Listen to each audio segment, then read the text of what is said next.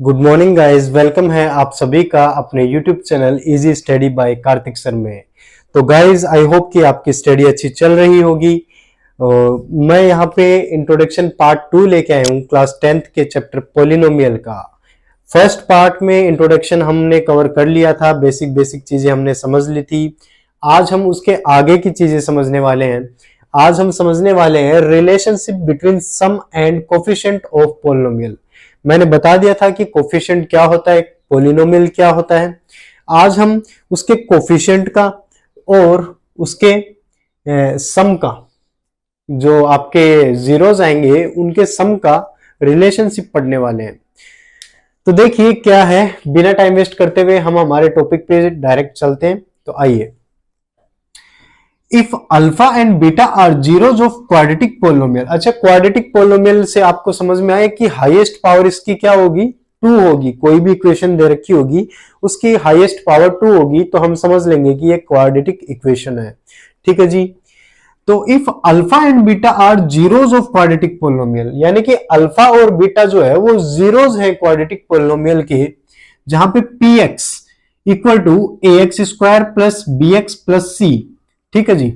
जहां पे a जो है वो जीरो के इक्वल नहीं होगा। ये जो a दिख रहा है ये कभी भी जीरो नहीं होगा, क्योंकि अगर ये जीरो हो गया तो फिर ये क्वाड्रेटिक पोलिनोमियल कैसे होगा, राइट। क्योंकि अगर यहां पे जीरो हो गया तो सारा ही जीरो हो जाएगा, फिर तो लीनियर पोलिनोमियल में आ जाएगा, क्वाड्रेटिक तो होगा ही नहीं। तो कभी भी a जो है वो जीरो नहीं होना चाहिए। Then x minus alpha and x minus beta are factor of px। तो जो x माइनस अल्फा है और x माइनस बीटा है वो फैक्टर होंगे इसके px के, यानी A X square plus B X plus C के। यानी कि x माइनस अल्फा का और x माइनस बीटा का इसमें डिवाइड जाएगा। फैक्टर का मतलब यही तो होता है, डिवाइड जाना। तो इसके अंदर डिवाइड जाएगा। सिंपल सी बात है कि ऐसी इक्वेशन हो, कोई भी पोलिनोमियल क्वाड्रेटिक होना चाहिए, तो x माइनस अल्फा और x माइनस बीटा उसके फैक्टर होंगे। ठीक है। जहां पे अल्फा और बीटा क्या है, ये जो अल्फा और बीटा है ये इस पोलिनोमियल का, इस क्वाड्रेटिक पोलिनोमियल के जीरोस हैं। ठीक है। तो देखिए इसके अंदर होता है कि एक चीज और होती है कि सम ऑफ जीरोस। ठीक है जी। सम ऑफ जीरोस का एक फॉर्मूला होता है, क्या होता है जी, माइनस का b अपॉन ए। यहां पे b और a क्या है, देखिए b जो है वो ये जो आपको दिख रहा है ना x का कोफिशिएंट है b, तो हम इसको लिख सकते हैं कि माइनस b जो है वो कोफिशिएंट ऑफ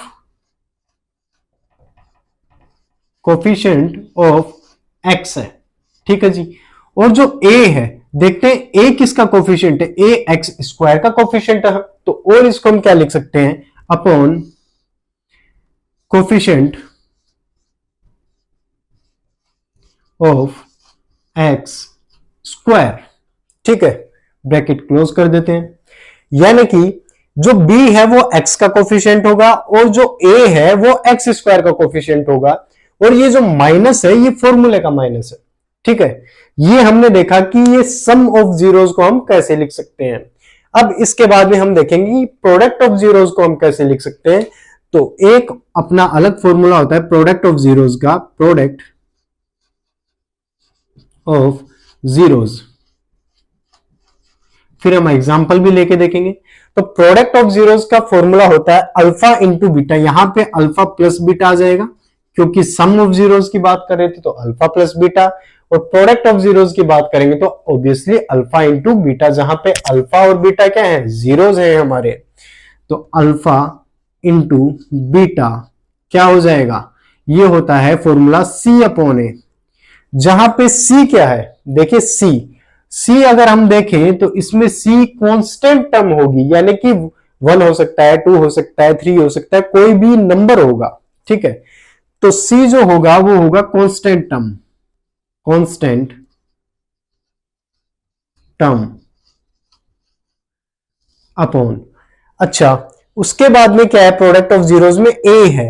ए तो वही है क्या, ए जो है वो एक्स स्क्वायर का कोफिशिएंट है। तो हम लिख सकते हैं ए को, क्या लिख सकते हैं, कोफिशिएंट ऑफ एक्स स्क्वायर। ठीक है जी। तो ये हमारे दो फॉर्मूले बहुत मोस्ट इंपॉर्टेंट है, एक तो सम ऑफ जीरोस का और एक प्रोडक्ट ऑफ जीरोस का, जहां पे सम ऑफ जीरोस को अल्फा प्लस बीटा से डिनोट करेंगे, प्रोडक्ट ऑफ जीरोस को अल्फा इंटू बीटा से डिनोट करेंगे। अल्फा प्लस बीटा क्या होता है, माइनस बी अपॉन ए, और अल्फा इंटू बीटा होता है सी अपॉन ए। ये दोनों चीजें आपको मोस्ट इंपॉर्टेंट है, याद रखनी पड़ेगी। पूरे की पूरी एक्सरसाइज में इनका ही सारा रोल है। अब हम एग्जाम्पल से समझते हैं कि ये अल्फा और बीटा जो जीरोस होते हैं ये क्या होते हैं, सम ऑफ जीरोस कैसे निकालेंगे, प्रोडक्ट ऑफ जीरोस हम कैसे निकालेंगे। तो late I rub this. Okay, I think आप समझ गए होंगे। तो मैं इसको मिटा रहा हूं।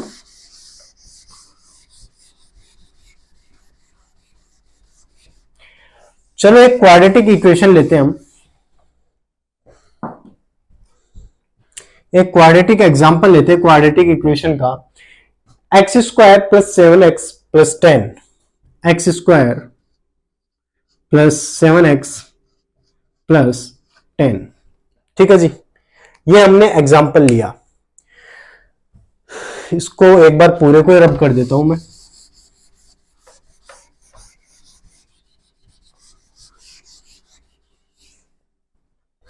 तो हमने एग्जांपल लिया x square plus 7x plus 10, x square plus 7x plus 10। अब इसको क्या करेंगे, ये पहले तो हम इसको पहचानेंगे कि क्या ये क्वाड्रेटिक इक्वेशन है। तो देखिए, क्योंकि मैंने बताया इसकी हाईएस्ट पावर कितनी है, इसकी डिग्री कितनी है, यहां पे पावर x की 2 है, यहां पे पावर x की कुछ नहीं है तो 1 है, और यहां पे x है ही नहीं तो x की पावर 0। अब हमें पता है कि 2, 1 और 0 में से सबसे बड़ा क्या होता है, ऑब्वियसली 2 होता है। तो 2 एक हमारा क्वाड्रेटिक पॉलिनोमियल है, तो बिल्कुल जी ये हमारी क्वाड्रेटिक इक्वेशन है। पहली बात तो हमने ये सेटिस्फाई कर ली कि ये क्वाड्रेटिक इक्वेशन है। अब चलते हैं आगे, इसका सॉल्यूशन कैसे करते हैं। इसमें देखिए जो मिड टर्म है इसको हमें ब्रेक करना होता है। अच्छा, ब्रेक करके हमें इस हिसाब से हमें इसको ब्रेक करना होता है कि ऐड करके तो आना चाहिए जी 7x जो मिड वाली टर्म है, और मल्टीप्लाई करके हमें लिखना है यहां पे 10x, 10 का, ये जो कांस्टेंट टर्म है 10 का, और मल्टीप्लाई जो फर्स्ट वाली टर्म है हमारी एक्स स्क्वायर, इसका मल्टीप्लाई क्या हो जाएगा 10x स्क्वायर। ठीक है, यानी हमें समझ में आया कि प्लस करके ऐड करके हमें 7x लाना है, मल्टीप्लाई करके हमें 10x स्क्वायर लेके आना है। तो अब हमें इसको मिड टर्म को 7x को ब्रेक करना है। देखिए जी, फर्स्ट जो एक्स स्क्वायर है उसको हम एज इट इज लिखेंगे एक्स स्क्वायर। अच्छा, अब 7x को ब्रेक करेंगे, देखो किस किस में ब्रेक करेंगे, ये हम ब्रेक करेंगे इसको 5 और 2 में। देखो मैंने 5 और 2 में ही क्यों ब्रेक किया, 5 और 2 बता रहा हूं, क्योंकि 5 और 2 को ऐड करेंगे तो क्या आएगा, 7 आएगा, 7x आएगा। जो हमें ऐड करने पे क्या चाहिए, 7x ही चाहिए। और 5 और 2 को अगर मल्टीप्लाई करेंगे तो मल्टीप्लाई करने पे हमें क्या चाहिए, 10 चाहिए ना। तो 5 2 10 आ रहा है हमारा, तो यानी हमारी कंडीशन सेटिस्फाई हो रही है।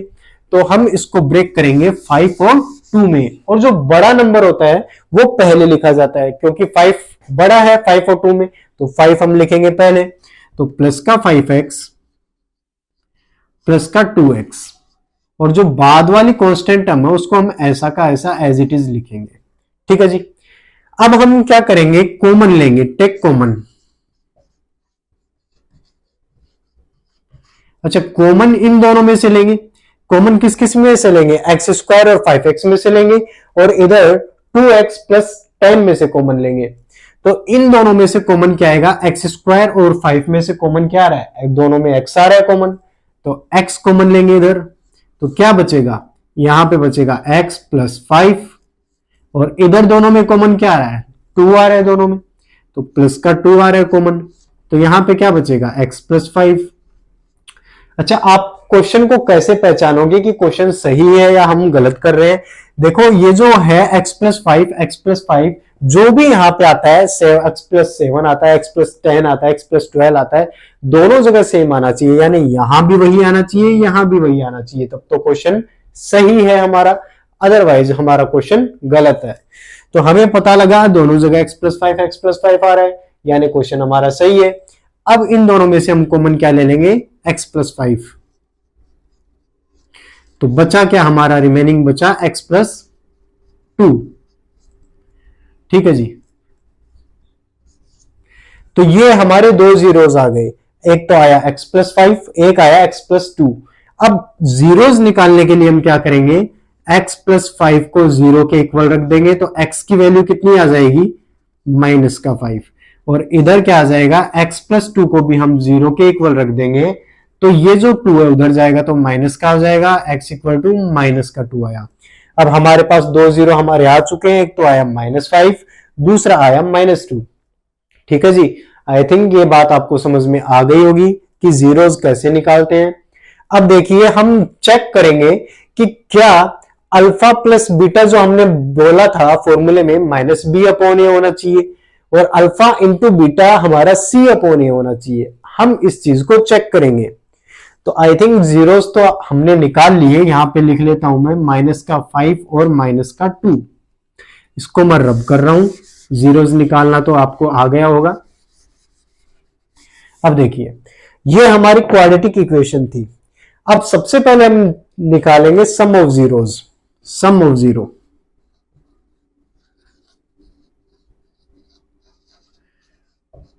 देखिए सम ऑफ जीरोस में क्या होगा, जीरोस का सम होगा। तो हम दोनों जीरोस को जो -5 और -2 आया इसको ऐड कर लेते हैं, -5 प्लस -2। अब देखिए -5 एज इट इज, प्लस और माइनस का मल्टीप्लाई क्या होगा, माइनस होगा, तो माइनस आया 2। अच्छा 5 माइनस का है और 2 भी माइनस का है, तो दोनों माइनस के हैं, तो क्या आएगा, माइनस का ऐड हो जाएंगे, 7 आएगा। ठीक है, अब देखो सम ऑफ जीरोस हमारा क्या आ रहा है, माइनस का 7 आ रहा है। अब हमारे फॉर्मूले में हम पुट करेंगे वैल्यूज, और तब भी अगर -7 आ रहा है तो हमारा फॉर्मूला सही है। तो देखिए सम ऑफ जीरोस का फॉर्मूला क्या होता है, alpha plus beta equal to minus का b/a। तो जी माइनस का b, पहले तो फॉर्मूले का माइनस लगाया हमने, अब b हमारा क्या होता है, b हमारा क्या होता है, x का कोफिशिएंट होता है, राइट।